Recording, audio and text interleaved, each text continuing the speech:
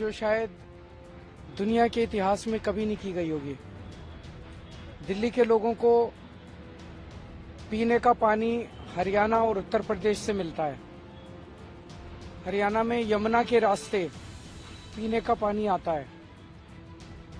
Bharatiya Janata party की हरियाणा की सरकार ने दिल्ली में यमुना से आने वाले पानी में जहर मिला के भेज दिया है।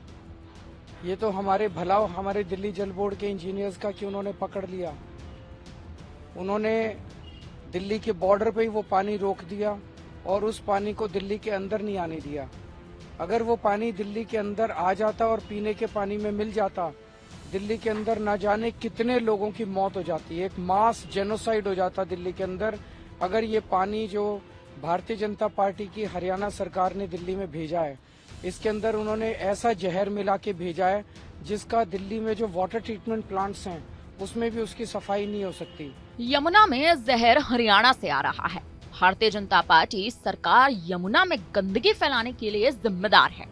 जी हाँ, ये बयान हाल ही में दिया था खुद आम आदमी पार्टी के राष्ट्रीय संयोजक अरविंद केजरीवाल ने। उनके इस बयान से सियासी माहौल में खासा बौखलाहट देखने को मिल रही है। लेकिन अब खुद प्रधानमंत्री नरेंद्र मोदी ने अरविंद केजरीवाल के इस बयान पर कड़ा पलटवार कर दिया है। पीएम नरेंद्र मोदी ने यमुना में जहर वाले दावे को लेकर अरविंद केजरीवाल पर बुधवार को ही तीखा पलटवार किया। करतार नगर में संकल्प रैली को संबोधित करते हुए पीएम मोदी ने यमुना की गंदगी को लेकर आम आदमी पार्टी की सरकार को बुरी तरह से घेरा।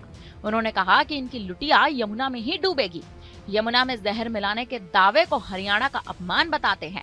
पीएम ने कहा कि वे भी यही पानी पीते हैं। जज और विदेशी राजदूत भी इसी पानी को पीते हैं। क्या इन्हें मारने के लिए जहर मिलाया जाता है? इनकी लुटिया यमुना में ही डूबने वाली है। केजरीवाल ने हरियाणा में अपमान कर दिया है और अब प्रधानमंत्री नरेंद्र मोदी ने भी इसको लेकर अपनी कमान संभाल ली है, या सीधे तौर पर कहें तो पीएम ने अब इसको लेकर पलटवार कर दिया है। पीएम मोदी ने कहा कि अपने राजनीतिक स्वार्थ में आपदा वालों ने एक और घोर पाप किया। यह पाप कभी भी माफ नहीं किया जा सकता। इतिहास भी कभी इन्हें माफ नहीं करेगा। आज भले ही आपके चेले बात को दबाने की कोशिश करते हो, आपका इकोसिस्टम भले ही कपड़ा डालने की कोशिश करे, लेकिन देश नहीं भूल सकता, दिल्ली नहीं भूल सकता, हरियाणा का एक एक बच्चा नहीं भूल सकता। पीएम ने यह भी कहा कि दिल्ली के पूर्व मुख्यमंत्री ने हरियाणा के लोगों पर घिनौना आरोप लगा दिया है।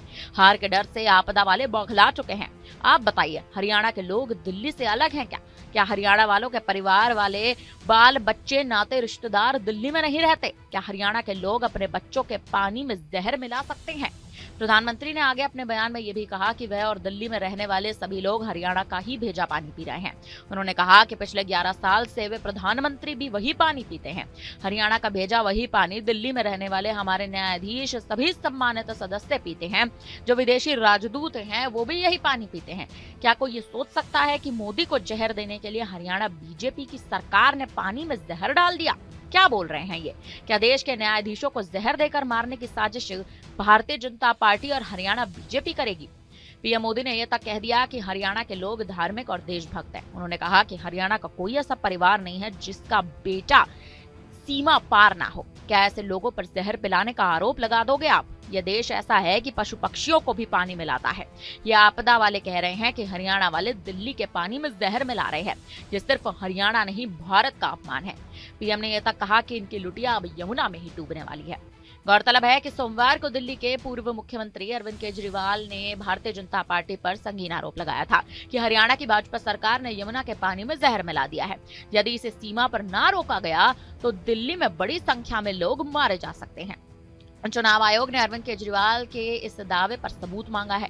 दिल्ली भाजपा ने चुनाव आयोग से शिकायत करके प्रचार पर रोक लगाने की भी कड़ी मांग करती है।